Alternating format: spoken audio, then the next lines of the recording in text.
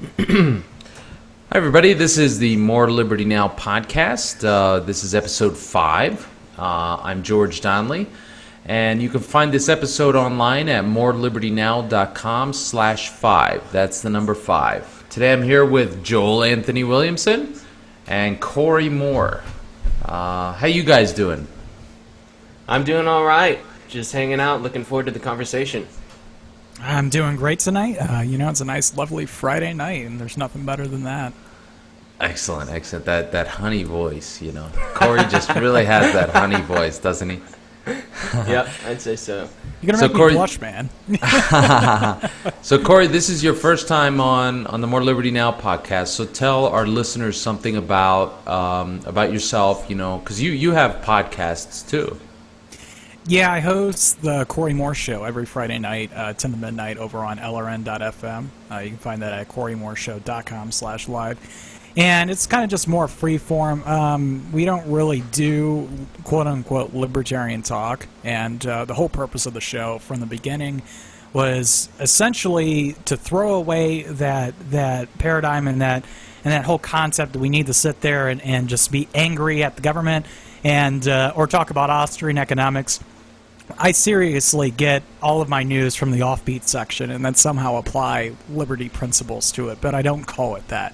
So that's really the show itself. It's just let's talk about Justin Bieber. I mean, that's fun. I mean, who doesn't like Justin Bieber except a bunch of stuck-up libertarians?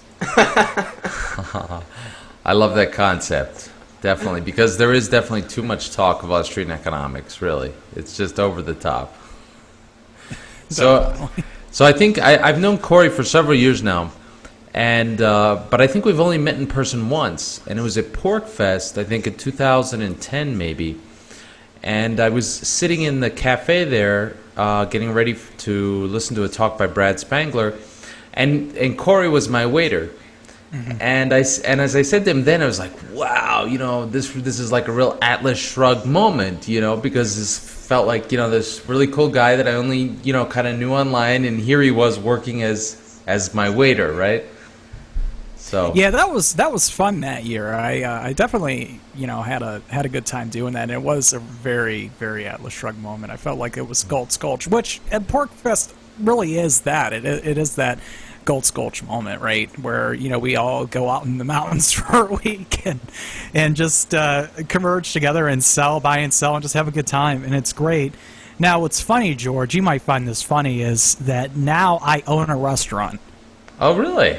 Yeah, I'm just in the process of purchasing a restaurant right now, and not being as agorist as I wish I could be, but unfortunately, I live in a place where that probably would not go over well. So you do what you can do, but that's the fun part about it, though. And I've always liked that.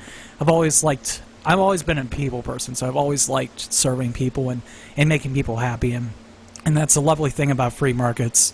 Being able to provide a service for someone that makes them happy, because that makes me happy. It's a very selfish thing, but there's nothing wrong with that.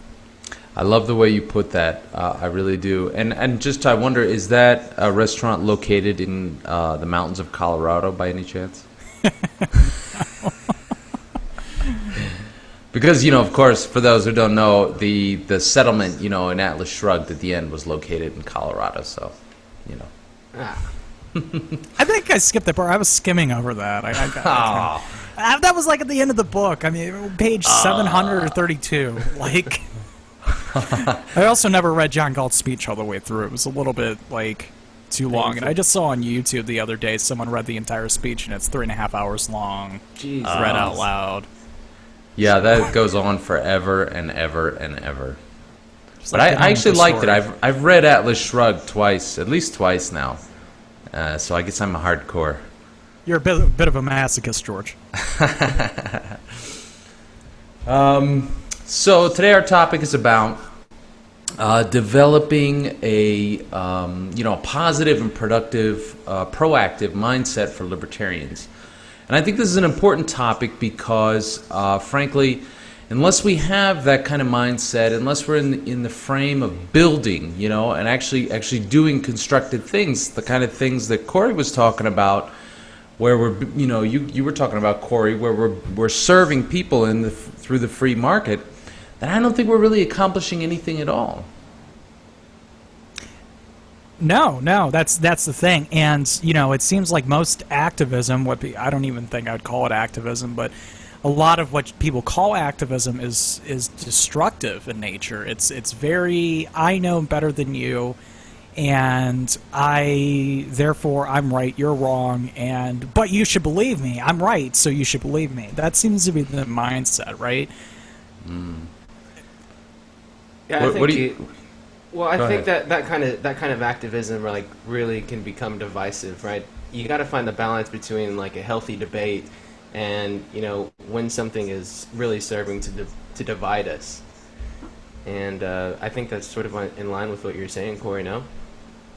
Yeah, and you know, I'd even add, I think it's interesting. I don't know if anyone's read any of Dale Carnegie's books, but he really made a point that you should, you know, he's a guy that wrote that book, How to Win Friends and Influence People, but he really made that point that no one wins an argument, right? So why argue? It's not productive. It's not a positive thing. And if you're a positive person, you don't need to argue. You just need to show through your actions and through that love that you have as a human being that, you know, this is the way. Although I have to confess, I have a weak spot for arguing. I just love to do it. I do too. I think there's value in it. I mean, I don't say throw the baby out with the bathwater. I mean, there's some things that we should oppose and should be actively trying to fight against, and through debate, sometimes that's fruitful. And one of those things that I just saw recently with this news of Cody Wilson coming up with this machine to basically produce to easily kind of finish off the production of the lower, or the receiver, I think it's called, for the AR-15, which is the, you know, if you want to build an AR-15, which is basically a battle rifle, it's like the military's M4, like the civilian version.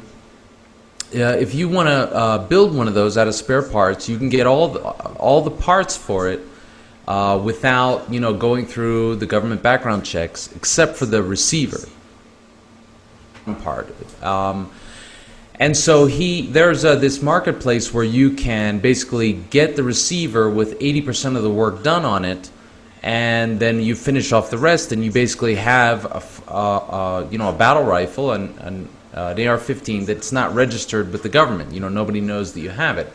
So this machine of his, as I understand it, will do that extra work, that finishing work for you.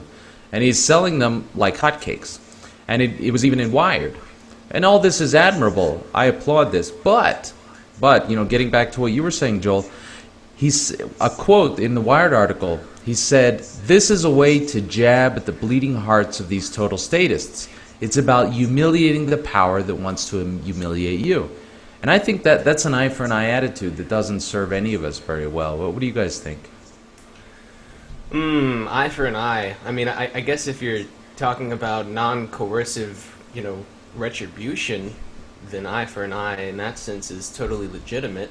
But if you're talking about eye for an eye and that sort of bleeds over to violent eye for an eye, then I think that's something we should oppose. But as far as what Cody says, I find his activism to be very peculiar. I kind of like to look at myself as someone who tries maybe even too much to the point where it doesn't serve me or the cause. But I like to include. I like to have the attitude of inclusion, you know, and he's not really interested in that and is open about it. So it's different from what I do, but I don't know that it's counterproductive. I think there's a place for it, maybe. I mean, his sentiment, I don't think his sentiment is necessarily wrong.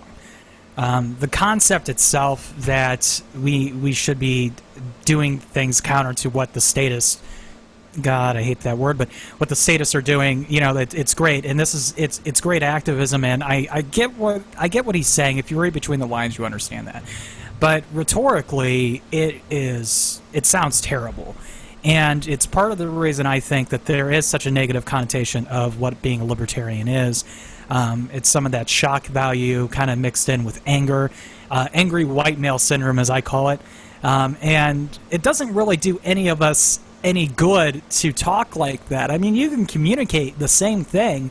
Just say, he could have said something like, I'm standing up for the right to people to defend themselves.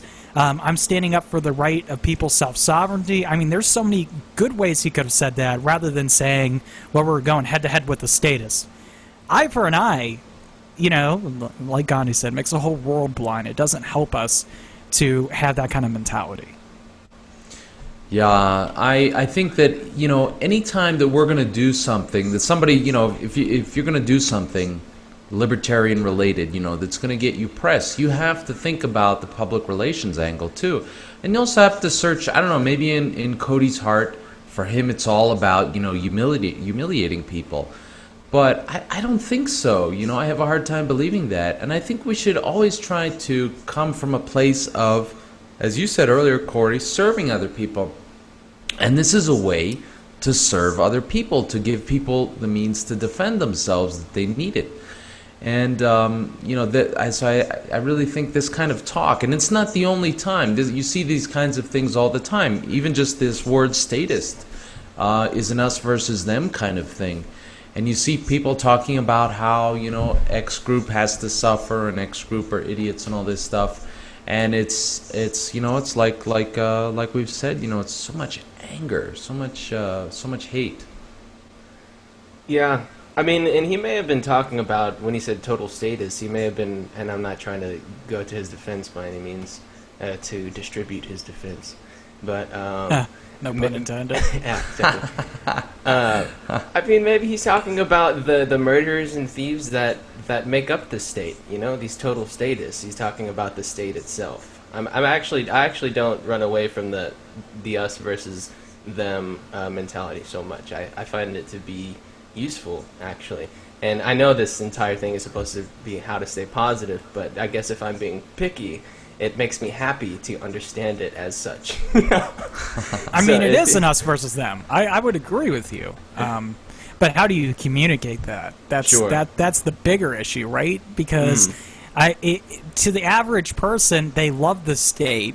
They may distrust it, but in their heart of hearts, at the end of the day, they love it. How do we convince them not to love it? In a way that doesn't make them running away, screaming with their fingers in the ears, going, la, la, la, I can't hear you. But I think that takes us back to the argument thing.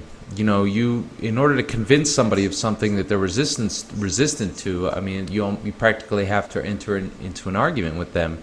And I think that we need to kind of jet past all that talk. And, you know, so there are a lot of people who say, you know, the way forward is we have to educate everyone. We have to convert 100% of humanity to libertarianism, you know. And screw that. Let's just live our philosophy. Let's just create, you know, ways or businesses or whatever of serving people that kind of subtly co-ops them, you know, that renders the state obsolete where it stands. Right. And also maybe try to understand where they're coming from, right?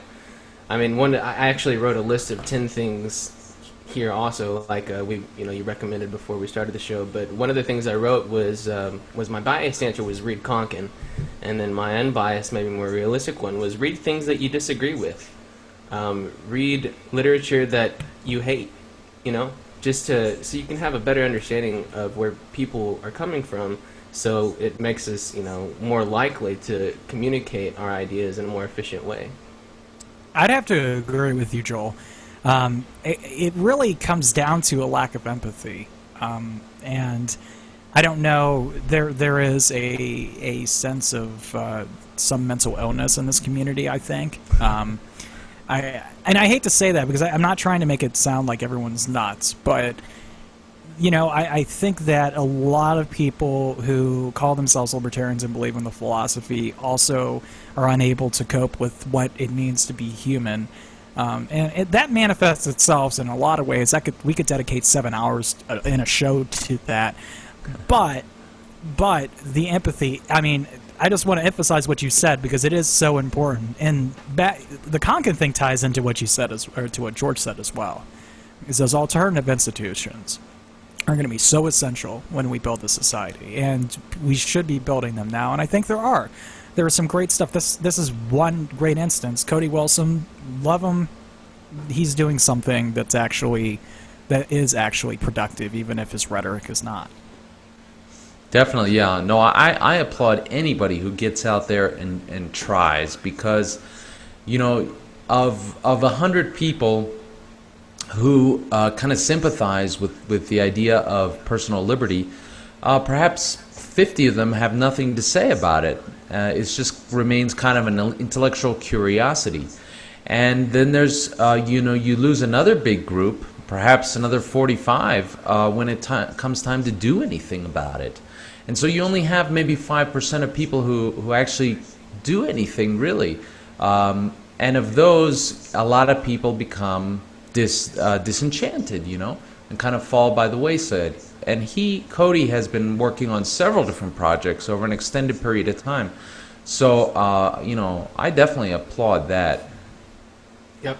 Agora, anarchy, action. Action, action. That's what it's all about at the end of the day. Amen. Yeah. And so to kind of expand on what you were saying, Joel, about, read things that you disagree with, Mm-hmm. I think that when we have a lot of easy answers, like we libertarians, we rehearse or get a lot of practice giving the libertarian answers to different things. But I think that we have that makes like a mold, it puts grooves into the road, and we just keep traversing the same path, saying the same things over and over again. I think we need to find ways to break out of those lines, to kind of break across party or philosophical lines, and find common cause. Find common cause with liberals and conservatives. So I think one tactic for that is just to take 15 minutes and think, okay, so what is this liberal person that I'm reading or interacting with? What are they saying? They want to be safe, or they want to have good schools, or they want businesses to act responsibly. Okay, well, how can we achieve that with libertarianism? And throw that out there, and then listen to their objections, and then try to keep evolving libertarian theory to meet all of these different objections. Because a lot of people get very stuck in Rothbard and Konkin and all that, and think that it's the be-all, end-all. But I think they're just starting points. I think that at any time, any one of us can take up the gauntlet to evolve the philosophy further, to serve the needs of people that are alive today. Well, the people over at C4SS, I think, have done a great job at that. Yes. Especially Kevin Carson, the works that he has done. I think he really has picked up that mantle. And there's a lot of reactionary thinking as well, like the Rothbard. I'm not saying Rothbard was a reactionary, but the fact that where Rothbard died in 1991, we're what are we, 23 years later, and we're still looking back at this and saying that this is the end-all be-all of libertarian philosophy. No, there's definitely a lot of work to be done. And one thing that I think, in general, libertarian philosophy has done very poorly is evaluating other ethics systems and seeing how they fit into libertarian thought. Now, there are some people that have done that. Roderick Long, for example, I guess, kind of goes and looks at some of the value ethics stuff, right? But at the end of the day, even at the 10,000 level view, not to be too academic here, it is all about understanding where people come from and having that empathy and answering the difficult questions in a way that doesn't sound like you're, like I said, angry white guy.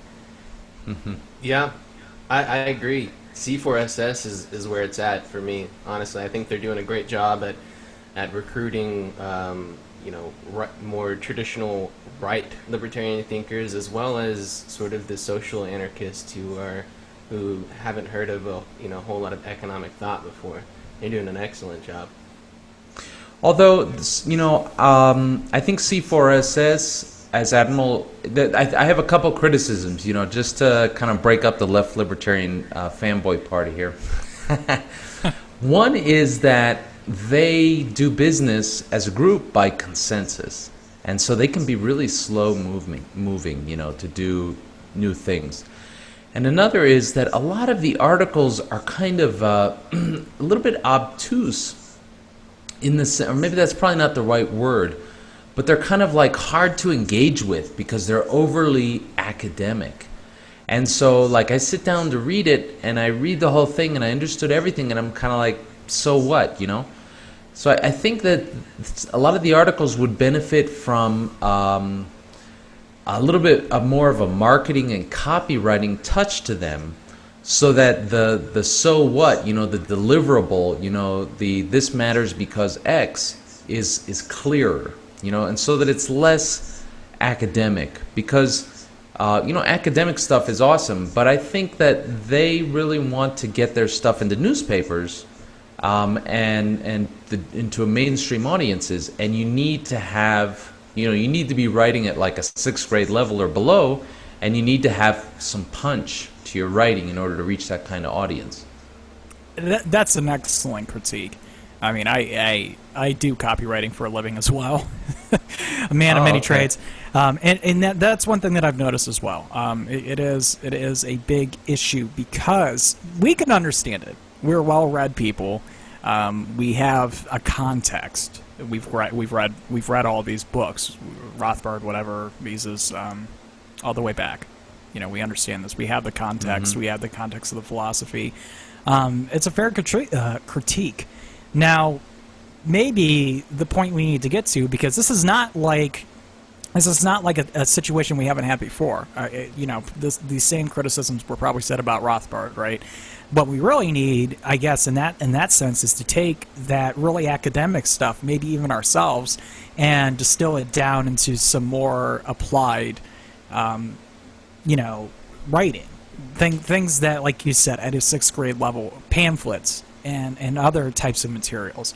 And I guess that's the bigger message too. We're just coming up with, I'm just like spewing a whole bunch of stuff that's been in my mind for a while tonight. We really need some marketing geniuses to be leaders in this movement, because that's a big deficiency we have. People are very, very poor at communicating, and if we can move forward on that, then yeah, maybe we can see some traction in these ideas instead of arguing. Yeah. Although I think pamphlets are outdated at this point, frankly. I think they've been technologically superseded by podcasts, blog posts, ebooks, things like that. I like them aesthetically. I'm actually a big fan of zines and whatnot. I just think they look great. They're just awesome. There's so much information. It's such a little thing for so cheap, potentially even free. And it's a great way to generate revenue for the Alliance of Austin Agoras currently. At all of our networking parties, we have Students for a Stateless Society donated a few different zines to us, and the rule of thumb is sort of $1 a zine, and that actually helps us pay for speakers and stuff. So it's in my economic interest to support zines. And don't discount the effectiveness of print materials, because people would not be making them still if they were not, you know, there was no benefit of doing so. I think print's here to stay for a while. It's same with radio. We love doing podcasting. This is fun, but at the end of the day, someone can't get into their car and like turn on their radio, and they're listening to more Liberty Now podcasts. They're listening to their local right-wing radio host screaming about the Muslims and the immigrants, and now we're all going to get Ebola and this virus that's like killing kids in Texas. I mean, this is what we're up against, and we're not nearly where we need to be. Everyone has a podcast now, but how many people are doing radio? Like, we got 2. We've got Michael W. Dean and Free Talk Live. That's it. That is the state of libertarian media, mainstream media in 2014, and it's kind of pathetic. Don't forget the Liberty Beat. And the Liberty Beat, which just got picked up by Genesis. Great news, my co-host Brian Hagan, the voice of the Liberty Beat. Yes. Awesome. Kudos to him. Although I think that, you know, just as a counterpoint, you know, for example, you can set up a podcast for probably under $100, and, you know, with some marketing, you know, chops, you can reach a good number of people. But getting onto the radio or TV and printing stuff up I think it's more expensive, and the bang for your buck is a little bit more questionable, you know. And also, I know Free Talk Live is the granddaddy here, and they're on a whole bunch of different stations. But I'm not really so sure how many people they actually reach. It's a good question. I mean, they do have metrics like Albertron, is that what the radio metric company is? I mean, they are top in their market in quite a few places. So I think it is reaching people. Maybe not as many as they used to. I think I'm not going to actually get into that. But I do think that it still is reaching people. And their model is really good. And, you know, they are willing to tell you their model and help you out if you really want to do it. If you really want to go to radio, that's how Michael W. Dean did it. He's on 30 stations now in less than a year. It's impressive. And if that's what you want to do, you can do it. And I think we need more of that. Not saying podcasts are bad. I love podcasts. I do a podcast. I'm doing a podcast with you right now. But it's also, you know, mass media is a whole different beast that I think we could definitely take advantage of. And especially this message of positivity that we're having tonight. If there was a mass media sort of media that talked about this kind of stuff, I think that we would have a much higher effect than arguing with callers all the time. It may not make as good quote-unquote radio, but I think it would be more enlightening and probably bring more people into the message. Although, you know, there are, you know, like we've talked about how some people in our community thrive on negative emotions, and I do agree with you. I meant to say it earlier that there is some mental illness there. But in the general population, there's a lot of that negativity too. And sometimes the most negative and polarizing media is what actually gets people, you know. You bring a positive message and people are kind of, oh, you know. It's what, you know, it's probably what people really need, but they're kind of, oh, you know, with it. Like when we were doing We Won't Fly back in 2010, I think the success of the campaign was because of all the anger people felt.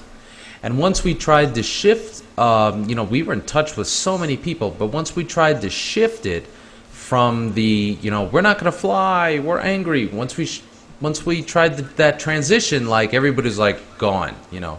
I was like, hey, why don't you guys do this, this, and this? It's real easy, and we'll, you know, strike a blow. And they're like, I don't know, you know. Well, yeah, I think there's something to be said there with sensationalism. It sells, just like racism and homophobia sell also. So yeah, it really is just trying to figure out a way to market libertarianism ultimately. Yeah, I mean, the negativity, people feed into that. And it is, I think it really is part of the, I don't know if it's the cause or the effect or both, but of the mental illness problem itself. The negativity, people that live negative lives and constantly are always critical and argumentative, that is the majority of the population. Of course they're going to feed into that. Of course they're going to feed into that. So that's why we're here to try to brighten people's days up and let's make them happy and realize that, yeah, there's a lot of messed up stuff going on in the world, but at the end of the day, I live in America. I have it off pretty well comparative to most other places. Let's go down, have a cheeseburger and a milkshake. I mean, what else can we do? You know, it's forgive your dad and move on. Exactly. Or your mom. If everyone got that reference. No, I didn't get it. Okay, I'll make it more clear. Stefan Molyneux. Forgive your mom. Oh. Jeez. Yeah. Well, there's something to be said about his approach, I think, with the against me argument. I think it's useful with in conversation, you know, to point out to people, as far as effective communication goes, that I would never aggress against you for putting your money wherever you want it to go. All anarchists ask for is the same respect. So in a very thin way, I found that to be useful.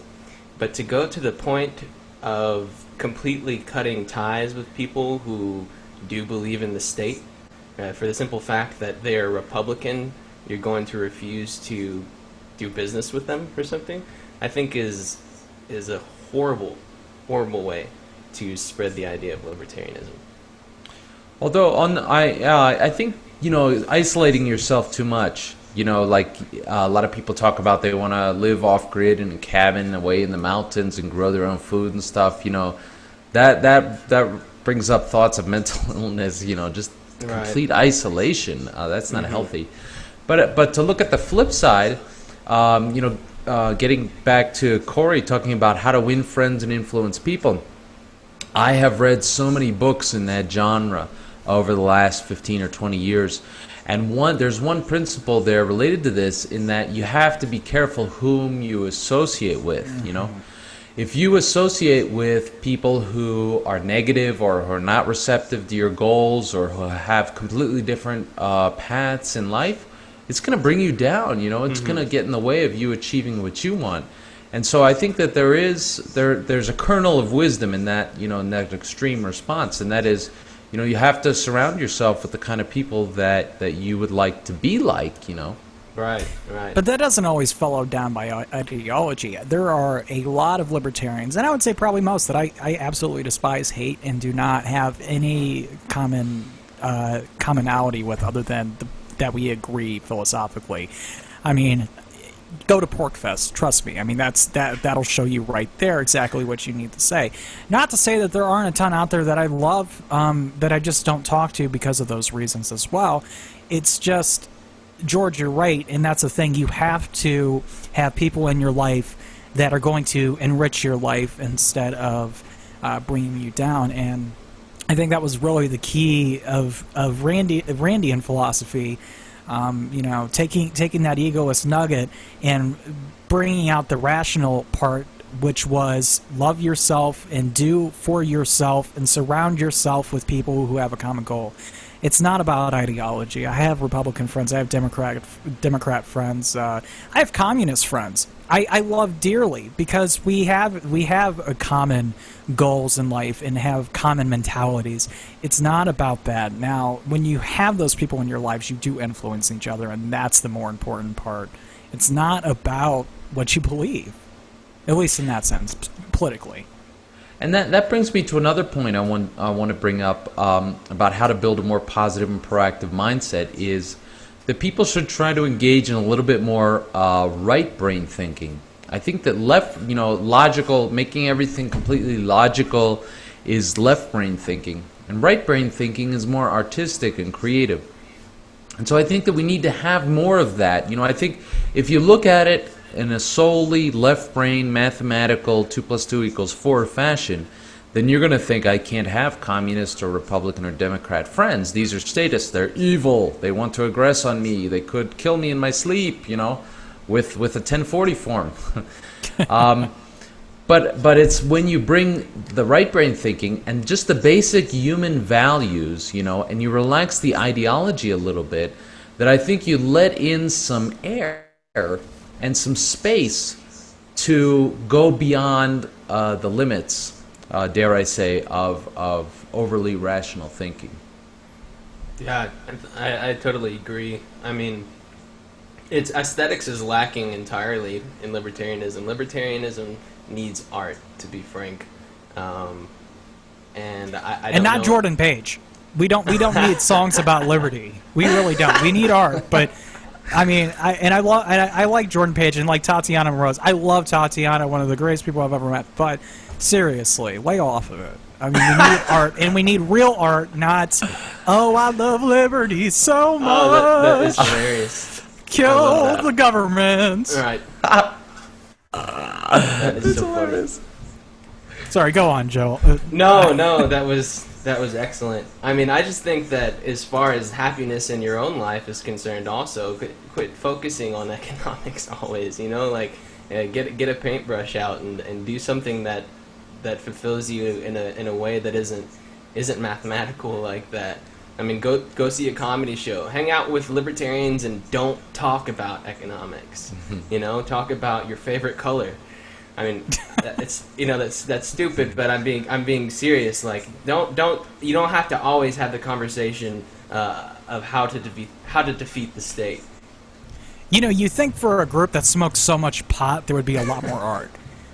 That's the thing. Like, libertarians as a group, as an aggregate, probably smoke more marijuana than anyone else, and yet, what are we getting out of it? I mean, play some music, or paint, like you said, write something. I mean, you can do a lot of fun things when you're high. I think it's getting us a little paranoid, to be honest.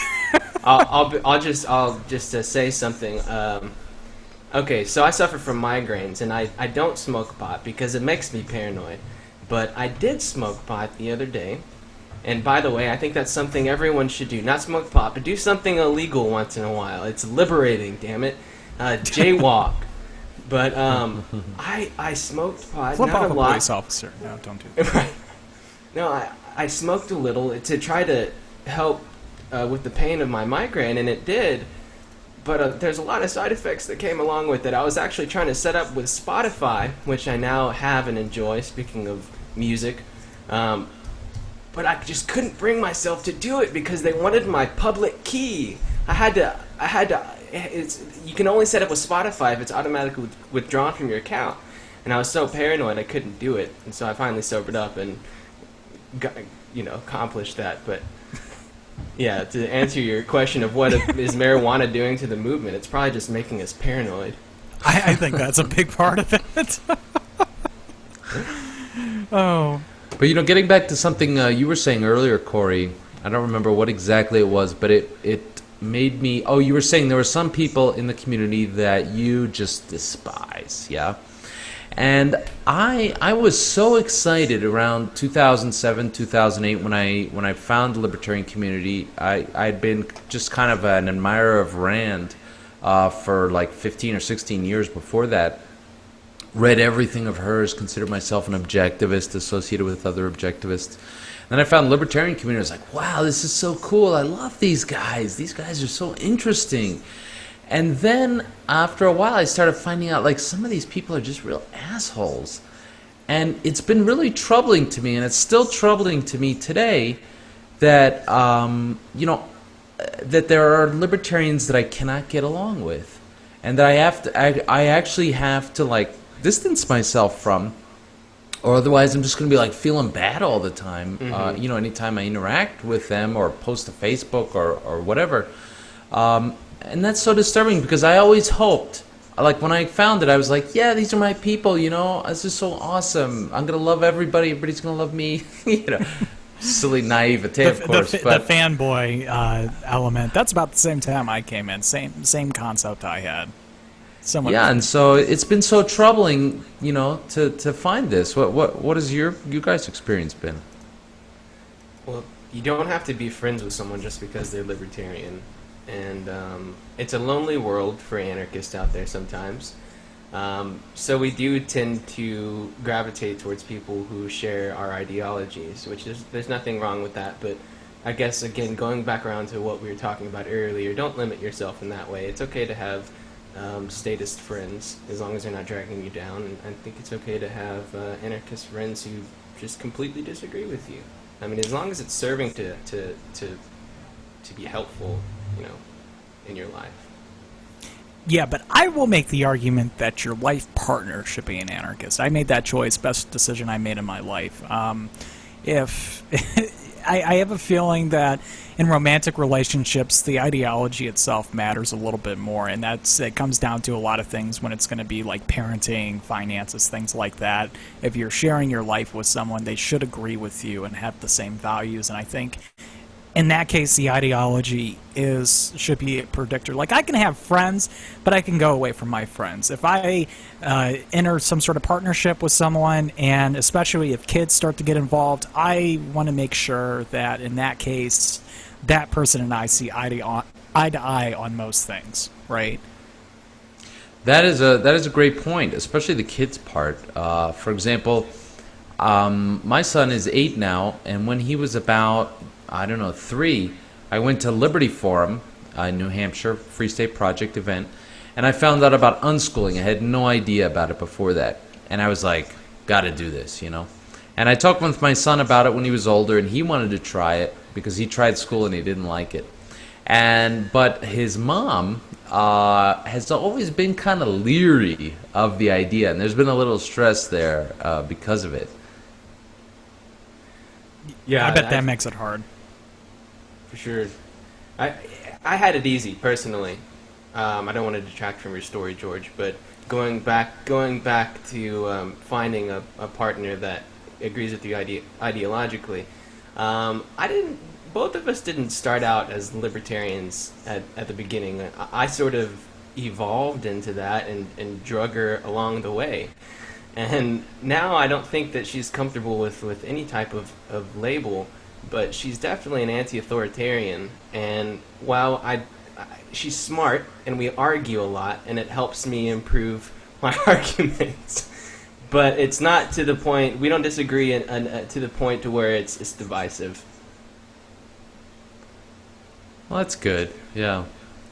Although I think some of when I was in school, I was a Republican, and I think that some of the more interesting relationships I had were with girls that I violently disagreed with.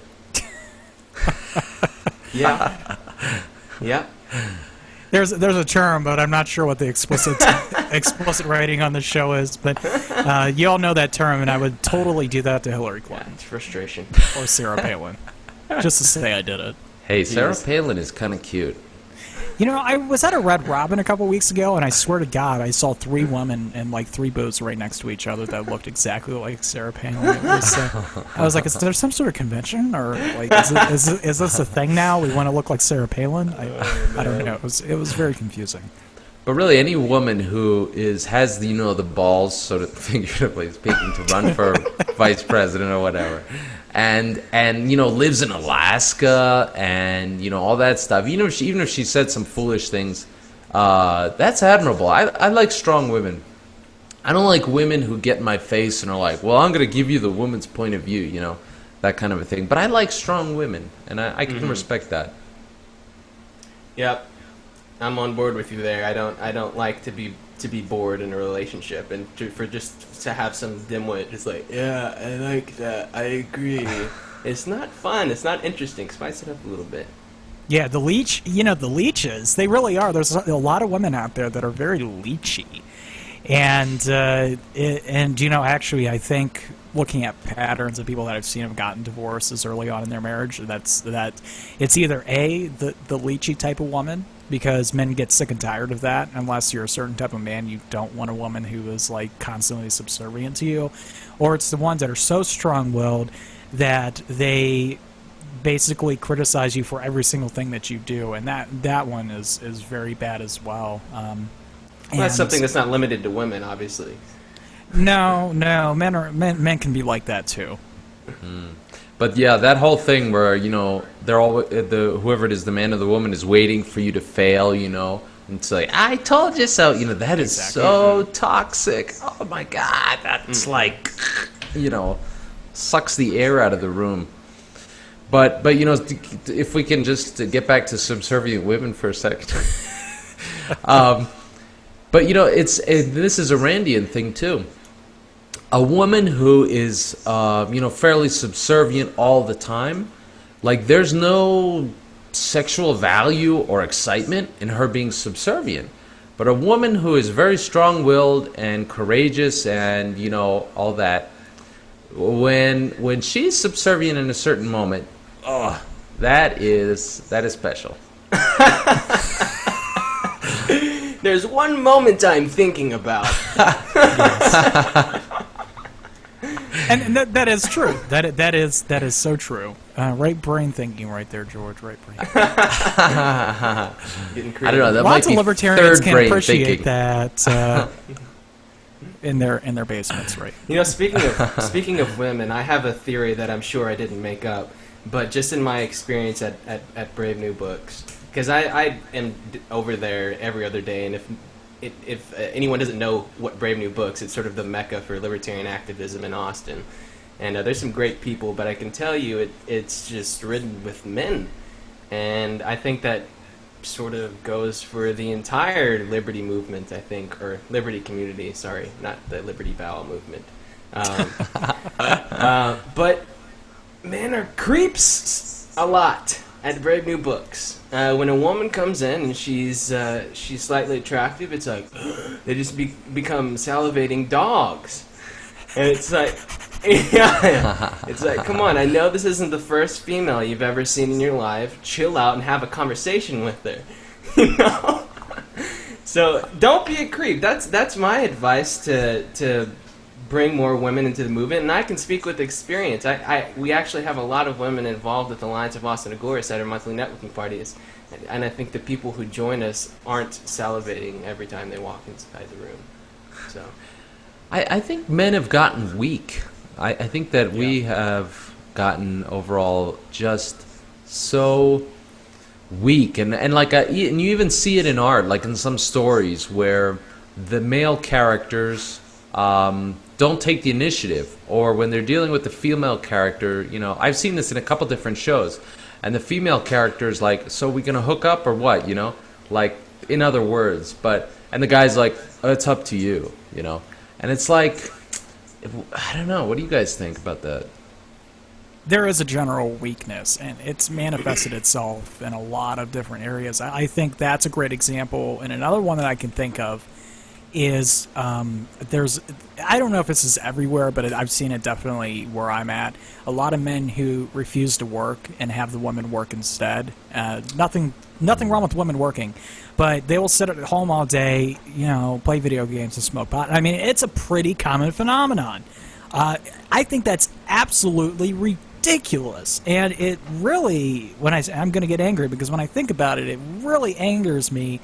That we worked so hard to get to the point where we're working towards gender equality, and now it's flipped where men feel like women should serve them, but in a different way. Now they feel like women should work and get all of the money so that they can sit around and not have to have any responsibility. And that's I think that's even worse than the situation that we saw before. Yeah, I mean, when it comes to equality or gender equality, I don't think there's anything wrong with a man staying home or vice versa, a woman staying home. I think it's, you know, sort of up to what the couple decides is best for them. I mean, I'm not going to impose what I prefer on anyone else. I guess I can understand sort of that gender reversal frustrating you, Corey, but I mean, really, I think realistically it's probably a minority. Right? I mean, with men staying home and not having any responsibilities? Not in my experience. And yeah. I don't mean that...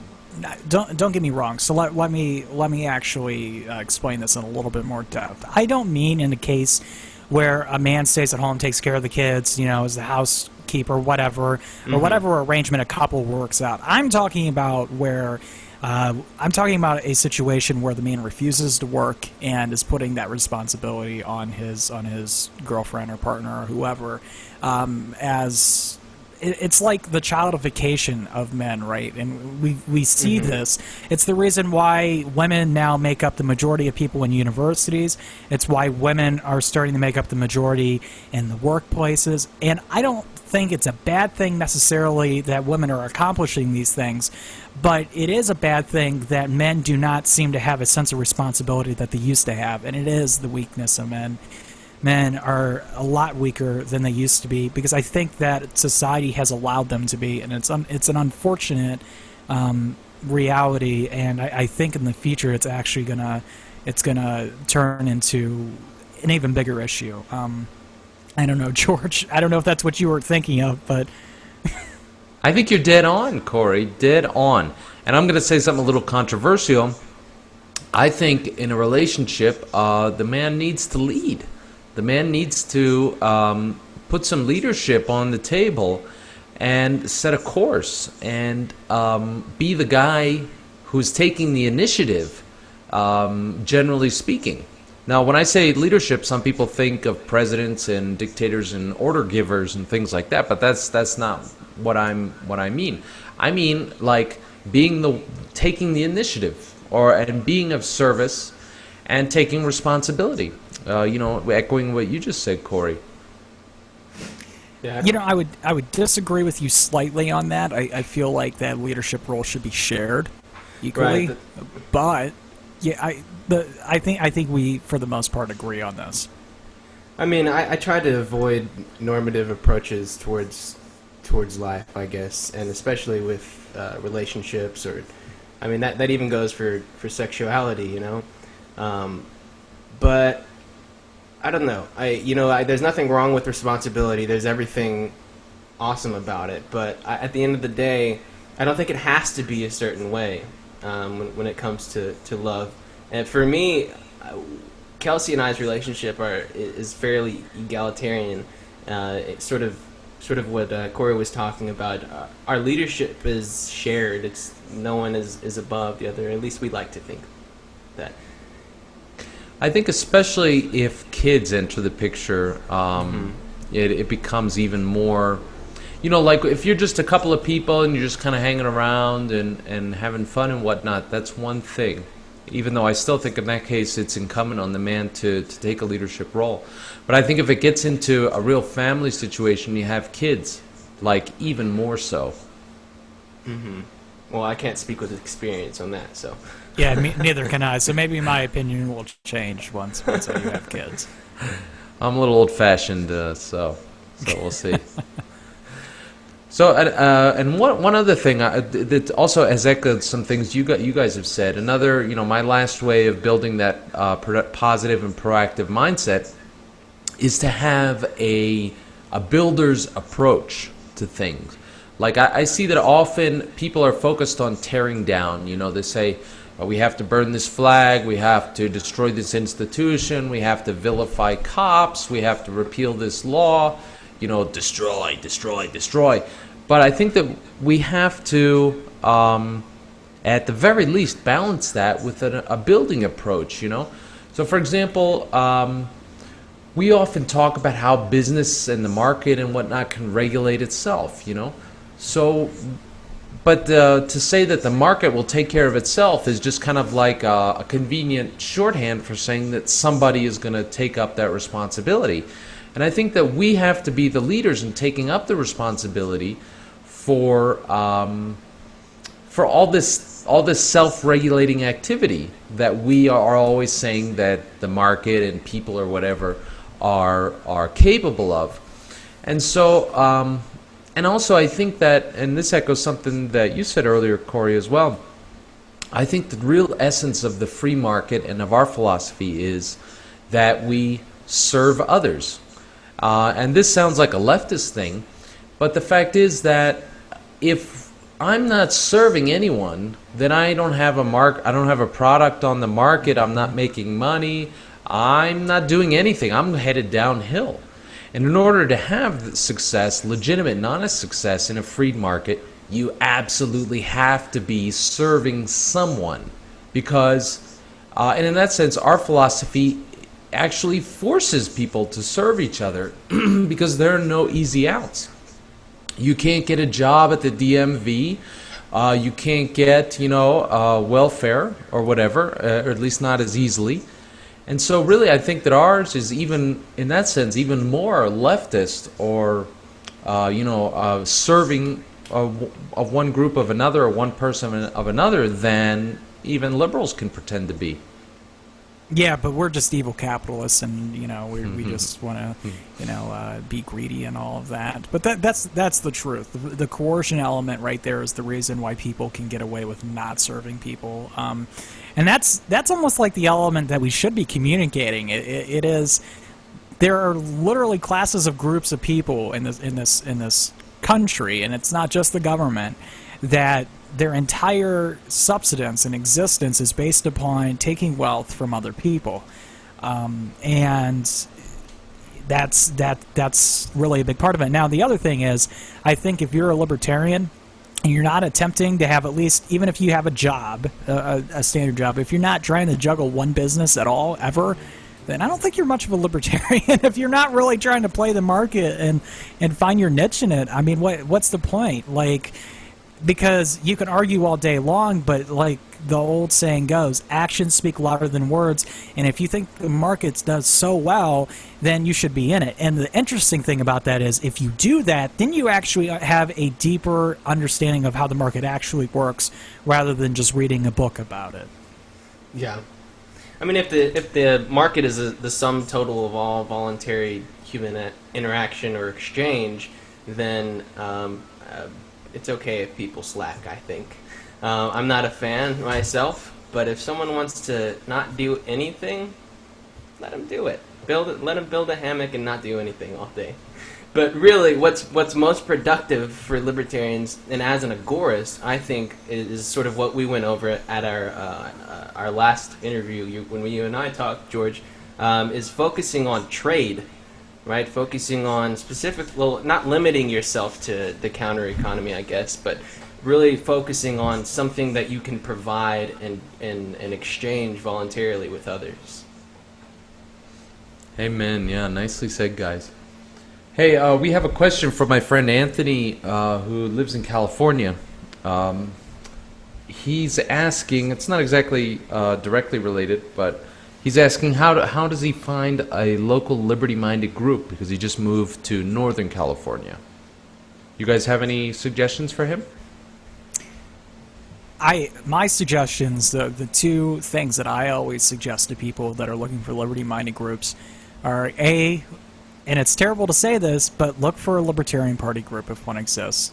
And B, look for a student liberty group on a college campus. Most college campuses around the country, that one you'll actually probably do better at. Most college campuses around the country will have a student liberty group. Those people should be able to get you in touch with the other local libertarian resources, and you should be able to find a group of people. And Facebook's decent at that as well. I found a lot of people on Facebook that I live really close to that are libertarians that I had no idea about just by like randomly adding them or seeing them post and comment. So like being very active on social media in general will probably help you in that as well. Yeah, my only experience with that is just moving. I come from a small town, and I knew that moving to Austin was going to be really easy for me to connect with liberty-oriented individuals. So I don't have a lot of experience with having a problem with finding those types of people, since there's so many of them in Austin. So I probably wouldn't be the best person to answer that, because I don't have a lot of experience other than actually moving to Austin and finding them. Yeah, Austin is a real hotbed. But I think that idea of looking up the Libertarian Party is actually a pretty good idea. I know in Philadelphia, the Libertarian Party group is probably the most active socially, or one of the most active, even though a lot of the members don't even like the Libertarian Party anymore that much. But also, Liberty on the Rocks is a really growing. It seems like it's an organization that's really growing a lot. And I don't know that much about them, but I think they have like regular meetups where they have drinks and give talks and stuff. Have you guys ever been to a Liberty on the Rocks? Yep, I have in Austin. I never have, but I want to do it. We were actually talking about forming a group here in Kent, because we probably got about 20 people in the area that are liberty-minded. It'd be fun to do. Yeah, it's fun. I mean, there's a plethora of libertarian freedom-thinking people. It's not a bunch of agorist clones. There's everyone from the Libertarian Party to sort of the outside the system approach to things like agorist at Liberty on the Rocks in my experience. So that's always fun, being able to mingle with people you disagree with. Awesome. So hey, this has been a really awesome conversation. I think that I'm really blown away actually by the quality of it. I think we all made some really interesting points, and you guys certainly got me thinking. Do you guys want to get in any final thoughts or plug in anything you're working on? Sure. I'll plug what I'm working on. That's actually going to be going on November 9th. It's called Alternative Exposition, which has been sort of a subsection of PorkFest in the past, and it's going to be its first time out of New Hampshire, as far as I understand it. And we're going to have a whole lot of really cool speakers, so if anyone is in the Central Texas area, I definitely couldn't recommend more coming to Alt Expo November 9th. It's going to be an all-day event, and that's really the only thing I think I'd like to plug. And so is there a website where they can find that? Yes, right now it's just a Facebook event. So you can go on Facebook and look that up. It's called Alt Expo, Keep Alt Expo Weird. Yeah, Alt Expo Austin, Keep Alt Expo Weird. I love it. Yeah. Excellent. Yeah, Alt Expo is really cool. It was actually that I at an Alt Expo event, I think, at the Alt Expo part of Liberty Forum, where I learned about unschooling for the first time. So Yeah. Yeah, I spoke at Alt Expo at PorkFest this year, and it was a total train wreck. But what are you gonna do?